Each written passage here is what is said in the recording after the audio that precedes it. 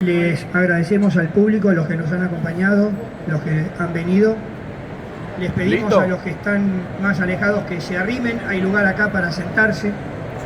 Así que arrímense, vamos a tratar de ser breve, vamos a presentar este libro. En principio, quien les habla, yo soy el editor del Círculo Militar, que traemos aquí al stand varias de nuestras obras. Y es por ello que como primer término tengo que agradecer infinitamente a las autoridades del Ejército Argentino, a las autoridades de la Secretaría General, al personal que maneja el stand, que nos hayan permitido traer nuestras obras, aquellas del Círculo Militar, de la colección 1884 editorial, y traerlas aquí para traerlas al público, exponerlas ante ustedes. Bueno, hoy, como nueva presentación, vamos a hablar sobre el combate de Camber. Dice el doctor Isidoro Ruiz Moreno: con fluida narración que permite imponer cabalmente al lector de los variados incidentes que debieron superar los integrantes de la batería B del GADA 101, Teniente General Pablo Riccieri, durante las operaciones, trabajo a la par del coraje, sin olvidar el frío, la lluvia y la falta de alimento necesario, en medio de incesantes ataques de la aviación, de artillería y fuego naval ingleses. Este libro destaca y salva del olvido a sus nombres. Dice el general veterano de guerra de Malvinas, Héctor Lubín Arias: es una demostración más de que no hubiera habido ninguna resistencia si no hubiera mediado la iniciativa y el espíritu de lucha de los oficiales, suboficiales y soldados de las unidades tácticas, especialmente los líderes de cada fracción. Porque de todo lo que se hizo, nada estaba planificado por los responsables de la conducción superior. Lo vamos a invitar a Huergo. Adelante, vamos a compartir acá una silla.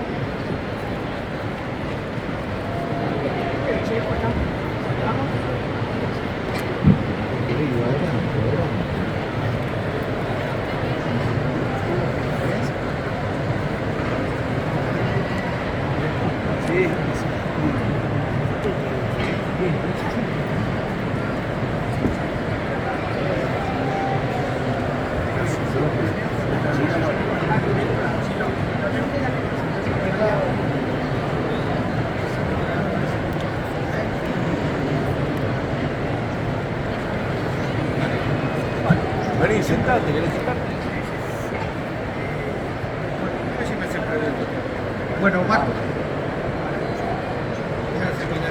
Bueno, ahora sí que ya estamos acomodados, los que vamos a hablar del libro. Yo en primer término ya les voy a leer lo que hemos puesto acá en el libro, en la solapa, lo que podemos decir del autor. Ya se los voy a leer antes de darle la palabra al autor, que lo vamos a hablar al final. Antes de eso quiero decir que este libro en particular, y quiero ser muy breve, tiene un sentimiento muy, muy especial, más allá de que a los 40 años Malvinas, es un libro más de Malvinas, es un libro más de nuestros veteranos de guerra, es un libro más del reconocimiento y de poner en buena memoria los antecedentes de lo que pasó. Me une con el autor un trabajo en algunos destinos que hemos compartido, un conocimiento personal, conocimiento inclusive hasta de nuestros padres. Así que hay un afecto muy particular que tengo con el autor y quiero contarle a él que ha sido un placer trabajar en este libro. Hemos logrado, como editor digo y hablo, un muy buen trabajo que habla, como decía Liederhard, de ambos lados de la colina. Acá está la versión de los ingleses, está la versión de nuestra gente, recopilada por el autor, protagonista. Así que hemos hecho un hermosísimo libro que es obra obviamente del autor y hemos tratado y colaborado en el trabajo editorial con él. El autor va a presentar también a nuestro otro expositor. Bueno, me acompaña el coronel Huergo, compañero de promoción 110 del Colegio Militar, que participó en las operaciones en Malvinas integrando el GADA 601, que tiene en su haber con su sección haber derribado 2 aviones Sea Harrier, y que tuvo la desgraciada tarea de hacerse cargo de la sección del teniente Acharí cuando fue impactado el director de tiro por un misil antirradar. Buenas noches, para mí es un grato honor poder participar de la Feria del Libro y de este particular stand del Círculo Militar que lleva adelante y refleja a través de sus editoriales la historia de nuestros veteranos de guerra. El agradecimiento al señor coronel Ricardo Jason, amigo de hace muchos años, y aparte comprometerme a hacer una exposición breve sobre esta pieza literaria que es el diario de guerra de un elemento que es la batería B del Grupo de Artillería de Defensa Aérea 101 de Ciudadela, con el honor que aquí están presentes el señor coronel Jorge Alberto Monge, testigo directo, y suboficial mayor Asta, y varios suboficiales más que son testigos de lo aquí escrito, como soldados que han acompañado a la batería B de la unidad con este elemento donde claramente y en forma meridiana se escribe los movimientos de ese elemento desde el día que salió de Ciudadela hasta regresar a nuestro continente con la frente en alto y la misión cumplida. Muchas gracias, Ricardo, por esta invitación, y estoy atento a las preguntas o los requerimientos que se puedan hacer.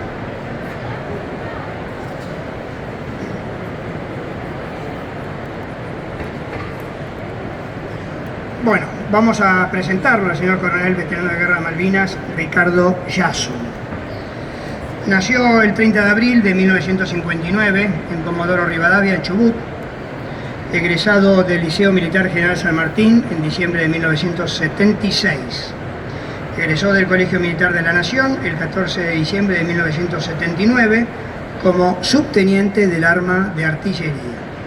Sus destinos fueron el Grupo de Artillería 121 en La Paz, Grupo de Artillería de Defensa Aérea 101 en Ciudadela, provincia de Buenos Aires, con el cual participó de la Guerra de Malvinas como integrando la Batería B. Tuvo como destino también el Grupo de Artillería 7 en Resistencia, en Chaco, la Escuela de Inteligencia, Sargento Mayor Álvarez de Condarco, como cursante, en el Destacamento de Inteligencia 123, en Paso de los Libres en Corrientes, en la Escuela Superior de Guerra, Teniente General Luis María Campos, como cursante, en el Grupo de Artillería Blindado 11, comandante de Luis Piedrabuena en Santa Cruz, en el Estado Mayor Conjunto de las Fuerzas Armadas en la Jefatura de Inteligencia, en la Central de Reunión de Inteligencia Militar 181 Bahía Blanca, provincia de Buenos Aires, en la Escuela de Artillería, en el Área Estratégica Sur, Bahía Blanca, provincia de Buenos Aires, comando del 5º Cuerpo de Ejército, Bahía Blanca, provincia de Buenos Aires, en el IOSE, Centro de Auditoría Austral, Bahía Blanca, provincia de Buenos Aires, y presentó servicios en las organizaciones militares de paz de la ONU en la ex Yugoslavia en 1995 y 1996, en UNPROFOR, sector West, como auxiliar del G2, en UNCRO como G2, observador militar en UNMO, en Bosnia-Herzegovina, en UNMO y en FIROM, que es como G2. Su retiro voluntario fue el 31 de diciembre del 2017, es diplomado, oficial de Estado Mayor, licenciado en Estrategia y Organización, y tiene las actividades especiales de inteligencia y oficial de Estado Mayor conjunto. Así que le vamos a pedir al autor del libro que nos ofrezca unas palabras. Bueno, buenas noches en primer lugar. Muchas gracias a todos por su presencia, especialmente a los integrantes de la Batería B que participamos en las operaciones en Malvinas. Para mí realmente es muy edificante verlos. Para ser breve, el combate en Carver de Camber intenta describir el desempeño, las actividades y las acciones que durante la Guerra de Malvinas desempeñó la batería de tiro B del Grupo de Artillería de Defensa Aérea 101 Teniente General Pablo Riqueri. Desde que recibió la orden el 21 de abril de 1982 en su cuartel de Ciudadela, hasta que regresó el 22 de junio del mismo año. Es una descripción de conjunto, si bien es imposible evitar algunas individualidades durante el relato. Escribir sobre algo tan específico como las actividades militares, y más aún en tiempo de guerra, conlleva el riesgo de caer en tecnicismos y consideraciones que podrían escapar a la comprensión del público en general. Es por ello que me planteé el objetivo de que este libro fuera asequible al lector lego y que a su vez resultara de una lectura fluida y amigable, sin por ello dejar de lado el necesario rigor histórico. Pero serán en definitiva ustedes los lectores quienes juzgarán el grado de logro de esto. Cuando comencé a escribir, hace varios años debo reconocer, eché mano en primer lugar de mis recuerdos. A poco de andar me di cuenta de que los mismos se presentaban desilvanados, incompletos y que no abarcaban aspectos que no había presenciado directamente. Y a su vez la relación cronológica de todas las actividades aparecía confusa después de tantos años. Esto me hizo realizar una consulta de bibliografía y ahí me encontré con un segundo problema.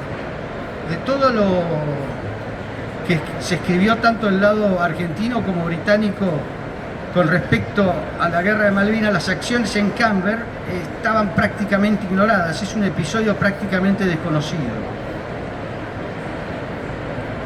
Esto me impulsó a tomar contacto con integrantes de la batería para, en forma informal, ir completando el cuadro de todo lo que había sucedido, especialmente los detalles, y gracias al aporte del mayor Monge en ese momento, coronel, retirado hoy en día, que me aportó documentación sobre todo de los informes que se realizaron posteriormente de las operaciones.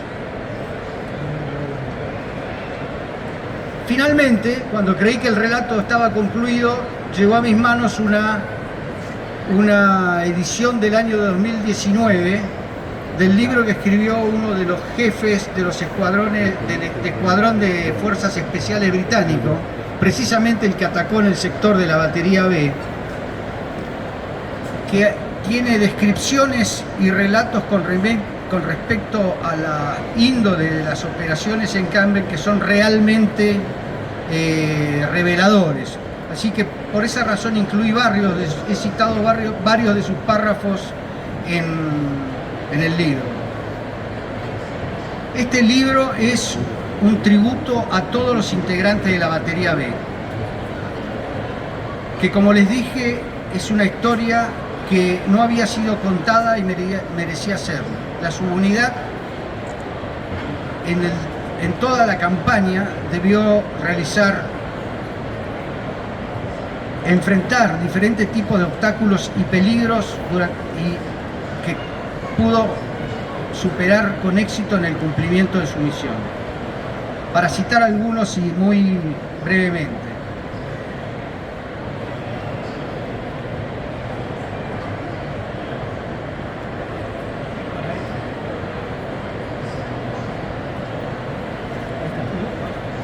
La batería... Acá el micrófono. Agarralo vos. La batería cruzó a Malvinas cuando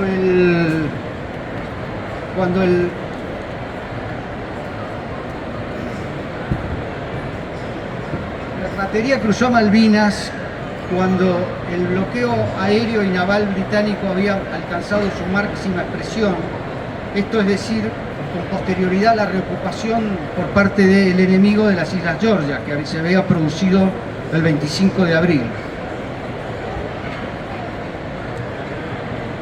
El material de la batería fue desplazado por buque desde el puerto de Buenos Aires, zarpando el 22 de abril y llegando el 26 de abril a las Islas Malvinas.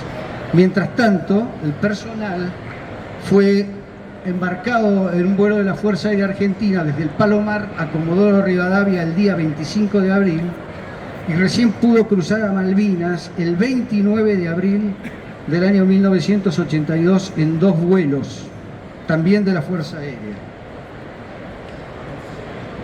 El destino era precisamente Puerto Argentino que ven ustedes redondeado en ese lugar, y específicamente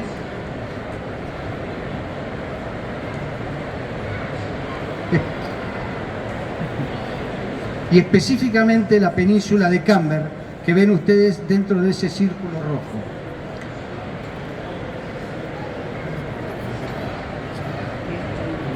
¿Qué sucedió?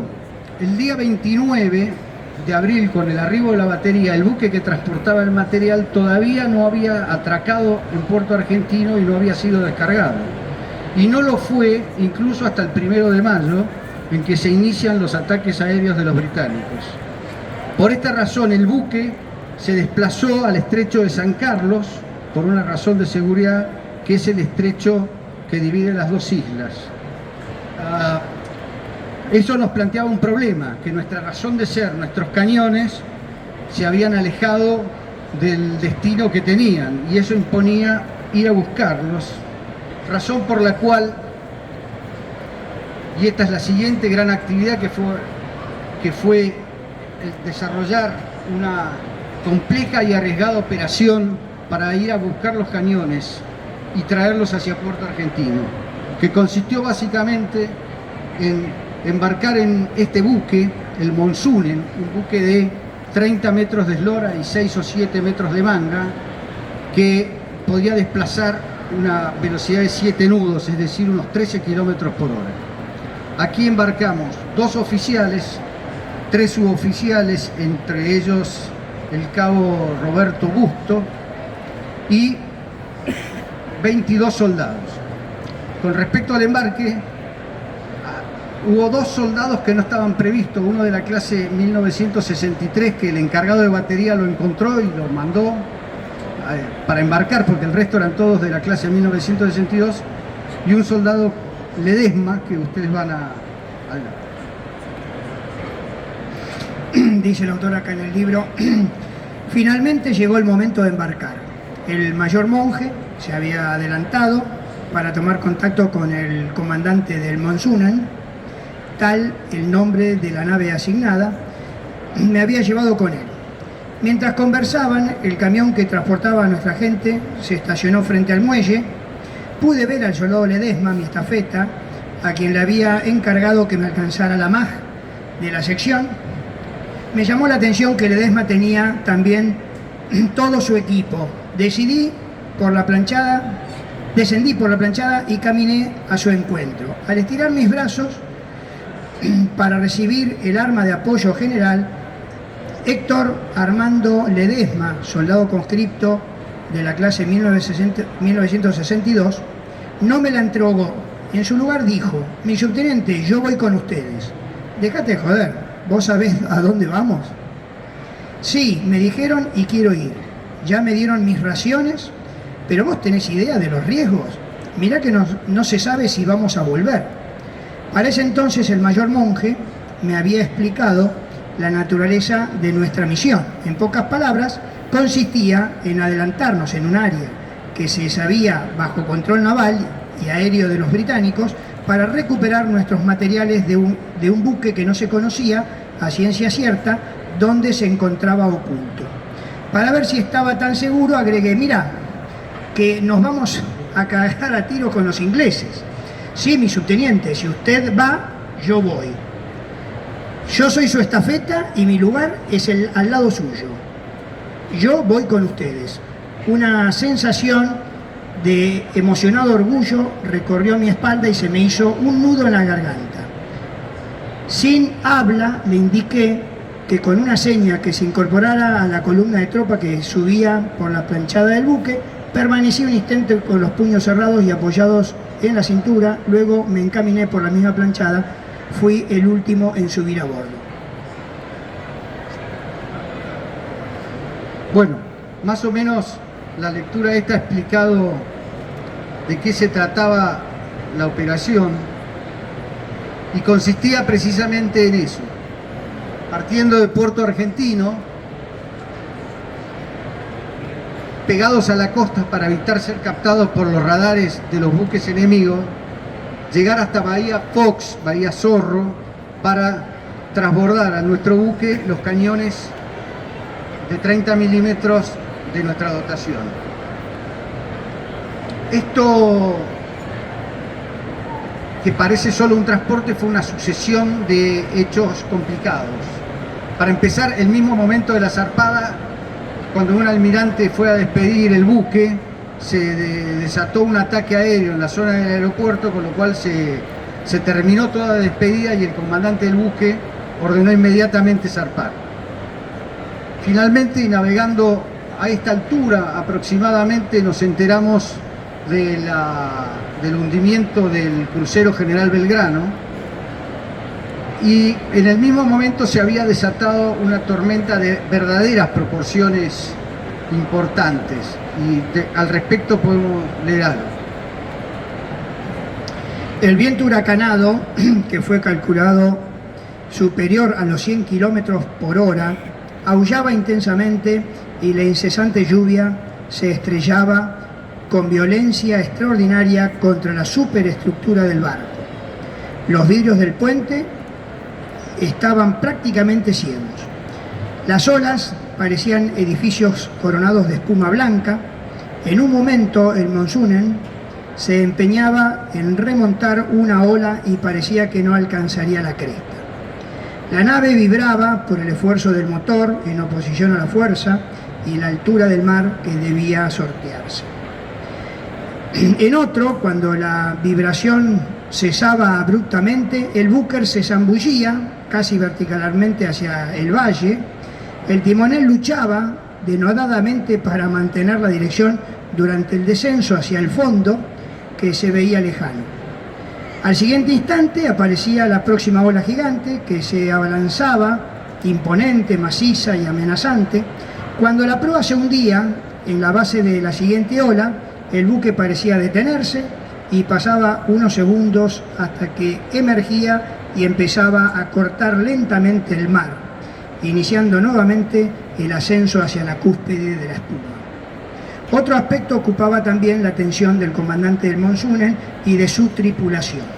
Los efectos del intenso viento y las ráfagas, más violentas aún, sumados a las corrientes que se producían por la proximidad de la costa, hacían escorar ampliamente a la embarcación.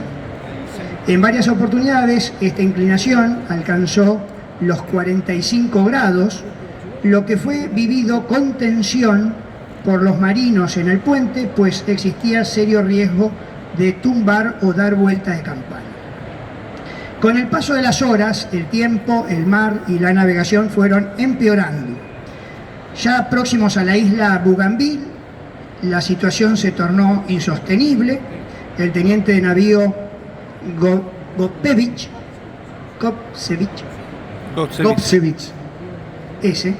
decidió que era necesario fondear el buque, pues era imposible continuar en esas condiciones. Consultó la cartografía y el radar y decidió hacerlo en una pequeña caleta en la desembocadura del seno Choiseul. Trazó una derrota que llevó la nave por un estrecho canal que dejaba la isla del medio a babor. Cuanto más avanzaba el Monsunen, más agitado y embravecido se volvía el mar. En varias oportunidades pareció que el buque se estrellaría contra las rocas de la costa a las que era arrojado por la marejada. Solo la pericia de los marinos evitó que nuestra empresa terminara en un desastre. Bueno, muy bien. Cuando el tiempo mejoró, al día siguiente, el 3 aproximadamente a la tarde, se navegó a Bahía Fox. Hay en el libro un desarrollo en detalle de lo que fue el transbordo del material, incluso nuevamente con mal tiempo. Y cuando esa tarea terminaba en la mañana del día 4, y ya los buques empezaban a separarse, se presentó el Cabo Busto, que había partido de Puerto Argentino con nosotros con la idea de quedarse en el buque que tenía nuestro material, en ese momento el Isla de los Estados. El Cabo Busto se presentó porque yo me había olvidado de que él se tenía que quedar ahí. Se presentó para hacerme acordar, con lo cual se suspendió la maniobra y él pasó al buque Isla de los Estados como para quedarse en el lugar que le había sido ordenado. Lamentablemente le ofreció su vida el 10 de mayo de 1982 en oportunidad en que el buque Isla de los Estados fue cañoneado y hundido por la fragata Alacrity, cuyos detalles y una buena semblanza de este cordobés de 17 años, cabo de la reserva, recién en comisión, recién egresado de la escuela de suboficiales, de qué era y cómo era. Cumplida esta tarea y pronto a iniciar el regreso, se recibe desde Puerto Argentino el pedido de desplazarse hasta San Carlos para encontrarse en el buque Río Carcarañá, porque en Puerto Argentino era necesario el combustible que tenía este buque, tanto para los radares como para los vehículos. Razón por la cual se navegó en esa dirección y el 4 por la noche se llegó al buque Río Carcarañá. Se cargaron una inmensa cantidad de tambores de combustible que, como la bodega ya estaba completa con nuestros cañones y la munición, fueron estivados en la cubierta, con lo cual cualquier idea de enmascaramiento había desaparecido porque había tambores azules, celestes y de color anaranjado. Se regresó, quiero ser corto, ahí donde dice área de posible ataque, alerta de ataque de submarino, como por efecto del hundimiento del Belgrano, llegó una alarma de que había sido detectado la presencia del submarino y demás, y hubo que ocupar algunas posiciones, pero dentro del buque, en la cubierta, pero está descrito en detalle en el libro. Finalmente llegamos a Puerto Argentino en la madrugada del día 7 de mayo.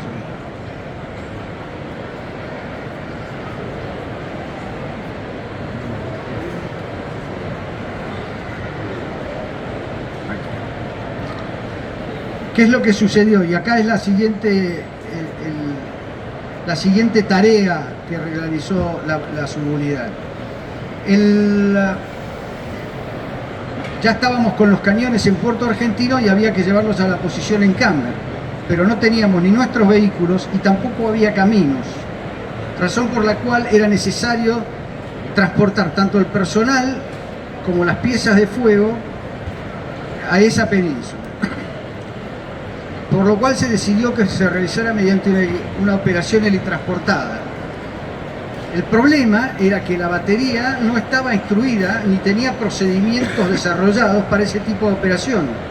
Por lo tanto, durante el día 7 se realizaron instrucciones con el personal de mecánicos y de pilotos para poder deslingar los cañones y transportar todo.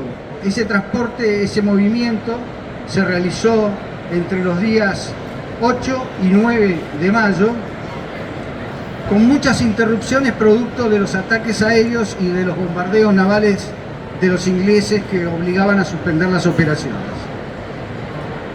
Esto es una foto de la manera en que fueron enganchados los cañones a los helicópteros. Finalmente, esta es la disposición en que quedó la batería.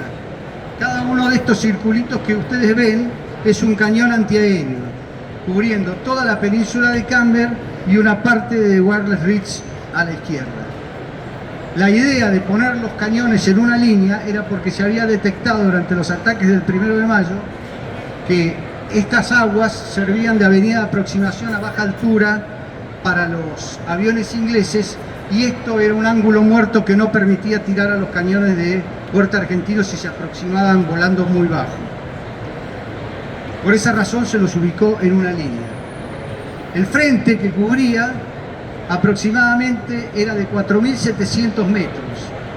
8 cañones en 4.700 metros da un espacio entre 500 y 600 metros entre cada cañón, y era el cañón y el servicio de pieza de 5 o 6 hombres y nada más, por lo menos en este sector. En este, como les voy a mostrar, había otras tropas. Lo que ocupó finalmente el lado más a la derecha de la península del Camber fue la batería B, la mitad de la batería B, pero toda la batería B de 114 hombres. Ya se encontraban en el lugar los elementos de la segunda sección de la compañía Delta del Batallón de Infantería de Marina 2, que habían desembarcado el 2 de abril, habían fortificado ese sector y permanecían en el lugar. Con el correr de los días se agregaron la tercera sección de la compañía Hotel del Batallón de Infantería de Marina 3, un grupo de ametralladoras con 3 ametralladoras 12,7 y un grupo de marinería que eran todos técnicos del apostadero naval de 27 hombres que también fueron armados y enviados a campo. A esto se le dio, el mayor Monge en ese momento tuvo la idea de nombrarlo como equipo de combate Buchar, por el héroe argentino que se inició como granadero a caballo y fue el que arrebató el estandarte de los realistas en el combate de San Lorenzo, y que después a bordo de la fragata La Argentina recorrió los mares hasta que se unió nuevamente al general San Martín en la campaña del Perú.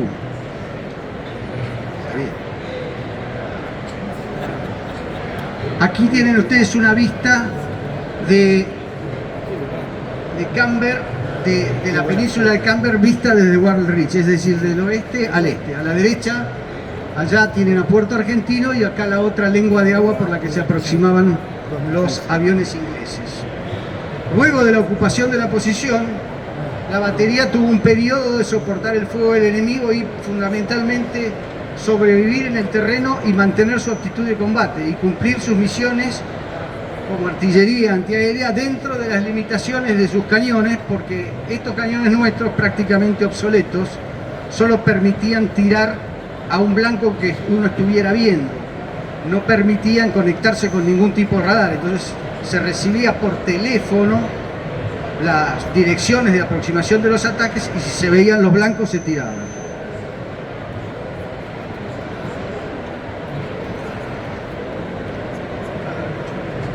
Acá tienen ustedes una imagen de uno de nuestros cañones en Camber. Un detalle, este cañón no puede enterrarse porque trabaja en su apoyo en la superficie, y el hombre tiene que tirar sentado en el cañón sin prácticamente ninguna protección. Finalmente, la batería construyó acción conjunta de abajo hacia arriba cuando, reunida en ese equipo de combate Buchar con el resto de los elementos de infantería de marina, rechazó el ataque del enemigo en frente de la primera sección. Bueno, esto lo obtuve del libro que les mencioné. Este era el plan de ataque de los británicos. Subí para atacar este sector y tenían un elemento de apoyo de fuego acá. Este ya es graficado por mí sobre un mapa existente. Ellos se largaron en Blanco Bay con los buques. En ese momento ingresaba el buque Hospital Almirante Iriza y dejaron un elemento de apoyo de fuego del otro lado. Son los misiles, con un lanzador de misiles Milan, 2 ametralladoras y posiblemente algunos cañones.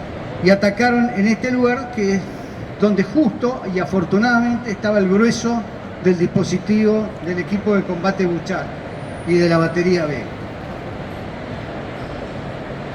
Este es el estado en el que quedó un cañón. Foto que obtuvo el soldado Figliolo. Es inglesa la foto, es británica la foto. Sí, una foto inglesa del cañón Es una de la tercera pieza de la segunda sección,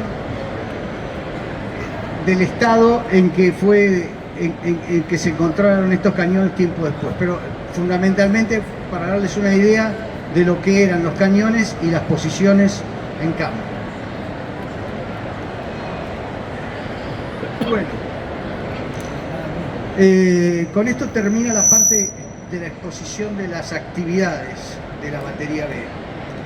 Un poco confuso, pero espero que les haya servido para ilustrar sobre cuál fue la actividad. Es mi íntima esperanza que la lectura de este libro, El combate de Camber, sirva para atesorar el recuerdo de los 3 integrantes de la batería que ofrecieron su vida en combate: el cabo Roberto Adrián Busto, el soldado con clase 1962 Claudio Alejandro Romero y el soldado clase 1963 Marcelo Gustavo Planes. Que les sirva para reflexionar sobre la gesta de Malvinas y sobre un grupo de hombres que de distintas partes del país y de diferentes clases sociales hicieron lo que tenían que hacer en el momento y lugar que a cada uno le tocó, sin fijarse en la magnitud ni de los obstáculos ni del enemigo que enfrentaron en cada uno de los momentos. Finalmente, que los haga sentirse genuinamente orgullosos de las cualidades y del coraje del soldado argentino de ayer, de hoy y de siempre. Muchas gracias. ¡Viva la patria! ¡Viva!